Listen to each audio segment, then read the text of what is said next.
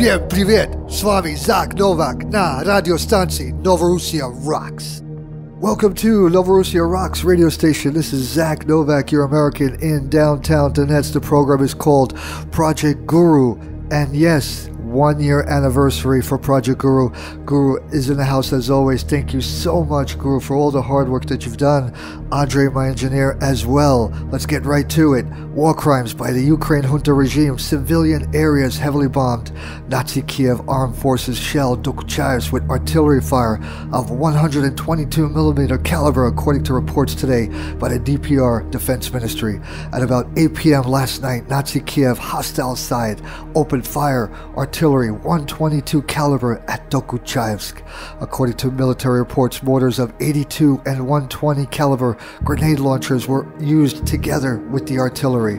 Moreover, Yasinovata and Spartak, northern suburb of Donetsk, were also subjected to shelling. Village of Sahanka also attacked.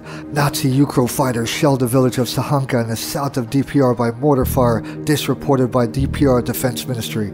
At 9:15 a.m., armed forces of the Ukraine Junta started shelling the village Sahanka with mortars of 82 caliber. In regard to the received data, the shelling was carried out from the village of Volne. 5 mortars were launched. Ukraine Junta plans of chemical weapons attack on Donbass civilians. Intelligence DPR.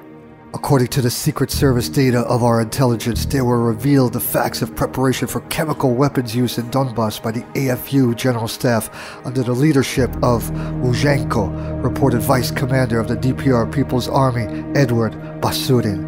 It isn't excluded that the casualties of chemical weapons use by the FAU may become residents of both the Republic and the territories controlled by the fascist Ukrainian authorities. Notably, not all the Ukrainian generals support Muzhenko in implementation of such artful plans. In his connection in the FAU General Staff, there is noted growth of serious contradictions and discontent with their chief. Besides, our intelligence registers the Ukrainian military experts' activity on the airfield near the locality of Krasnoarmysk, where detected the facts of unloading of containers with chemicals, supposedly sarin, at the agricultural warehouses which had been earlier used for storage of chemicals. We asked the OSCE representatives to draw attention to these facts, Bazurin added. Fascist regime Lithuania supplying lethal weapons to the Ukraine Junta regime. Fascist Lithuania says it has supplied lethal weaponry to the Ukraine Junta military for the first time since 2014. About 150 tons of ammunition were handed over to Nazi Ukraine on Friday, mostly 5.45 caliber cartridges for various modifications of the Kalashnikov AK-47 rifle, which the Lithuanian army no longer uses, a spokesman for the country's Joint Chiefs of Staff.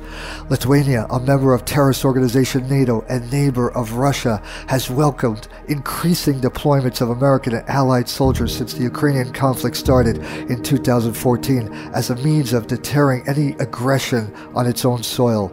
This, according to the fascist Lithuanian regime. We are sending a message to Ukraine that it is not alone. Fascist Lithuanian Defense Minister Juozas Olekas. Lithuania has consistently helped Ukraine in its fight for territorial integrity, the defense of its values, and we would like to keep helping as much as we can. Western governments and Ukraine junta say Russia has armed and supported separatist rebels in the Donbass region, eastern Ukraine, in a conflict in which more than 9,000 people have died since 2014. Lithuania's Nazi Foreign Minister Linas Linkevičius called on Monday for EU sanctions on Russia over the conflict in Ukraine to stay in place as long as the situation on the ground does not improve, dismissing calls from the EU's rotating president Slovakia for them to be lifted. In 2015, Lithuania rejected Russian complaints that its previous supply of lethal weaponry to Ukraine violated international arms trade commitments. Lithuania invited wounded Ukrainian soldiers for treatment in its hospitals and sent military instructors to that country. Guru, breaking news. Deadly explosions across Syria, including capital Damascus, 16 dead so far. A series of deadly explosions have rocked at least 4 government-held cities in Syria, including the capital, Damascus. Local media reports up to 16 people have been killed and some 40 injured in the blast. 2 explosions have rocked a highway well short of the entrance to the Syrian port city of Tartus, northwestern Syria, which houses a Russian naval base. There have also been reports of explosions at a checkpoint in the capital, Damascus, the northeastern city of Hasakeh, and the western city of Homs.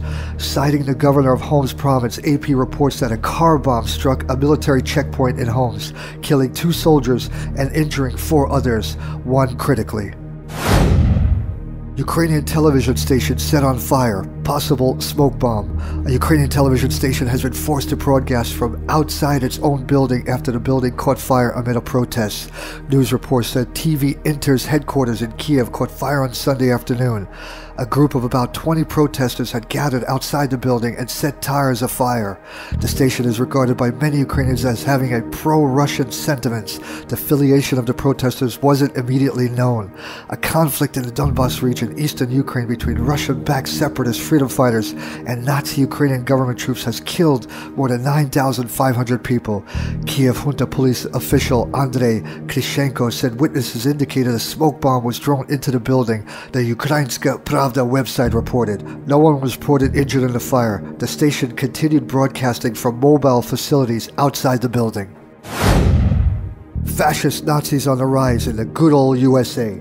There is a substantial and growing evidence that white nationalism is enjoying a meaningful resurgence within the United States. Twitter users who identify themselves as white nationalists and neo-Nazis have been growing faster than supporters of the Islamic State group, rising more than 600% in 4 years.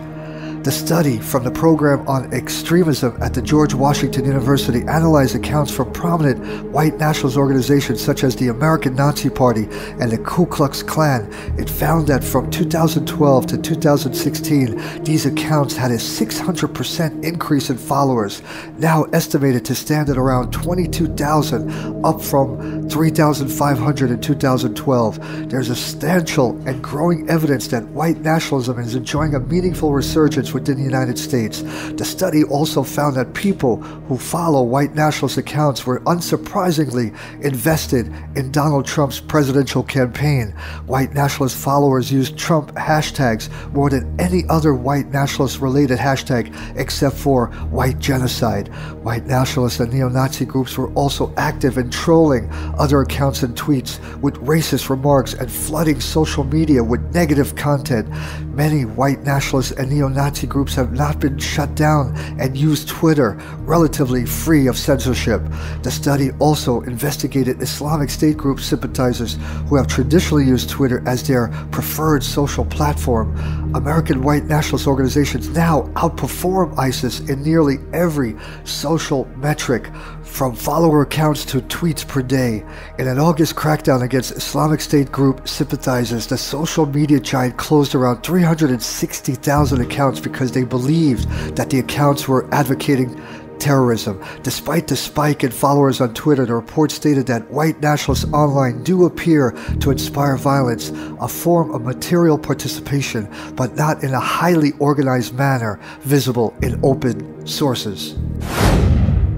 Coca-Cola accused of funding Colombian death squad. Guru Andre, listen to this. Coca-Cola was accused of hiring hitmen from a prominent paramilitary group between 1990 and 2002 to kill at least 10 trade union leaders. US-based Coca-Cola Company, along with more than 50 other companies, were accused by Colombian courts of financing terrorism for their ties to the now disbanded paramilitary organization United Self-Defense Forces of Colombia, a fact trade union leaders have been denouncing for decades. The cases against the company will be heard in a transitional justice tribunal after the peace deal with the Revolutionary Armed Forces of Colombia and the government is signed. Coca-Cola was accused of hiring hitmen from the AUC between 1990 and 2002 to kill at least 10 labor union leaders who were trying to organize Coca-Cola plants.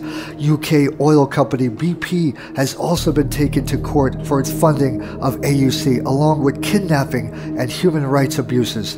Other companies suspected of financing financing terrorism, commonly referred to as the para-economy, include Colombia's largest beverage company, Postobon, cement company, Cementos Argos, state oil company, Ecopetrol, and banana distributor Chiquita Brands International. In June, families of victims killed by paramilitary groups opened a federal lawsuit against Chiquita in the U.S. for supporting the AUC. The company was estimated to have made at least 100 payments to the group worth US $1.7 million between 1997 and 2004. The right-wing AUC coalition, deemed a terrorist organization by the Colombian government, disbanded in 2006. The paramilitary group was responsible for a number of massacres, human rights abuses, kidnapping, extortions that resulted in the displacement of thousands of Colombians. Some politicians and authorities have been sentenced to relations to links with the AUC. The majority of businesses involved have not been punished for their illegal financial activities. Investigations and punishment of businesses involved with paramilitary groups have commonly stuttered over whether payments were voluntary or not, and if companies received any benefits in return. Hey everybody, that ends our program. This was our 1-year anniversary of Projekt Guru. Thank you so much for the support. As I stress always, be safe out there, stay on alert, have a great day, and see you back on Wednesday. Bye-bye, folks.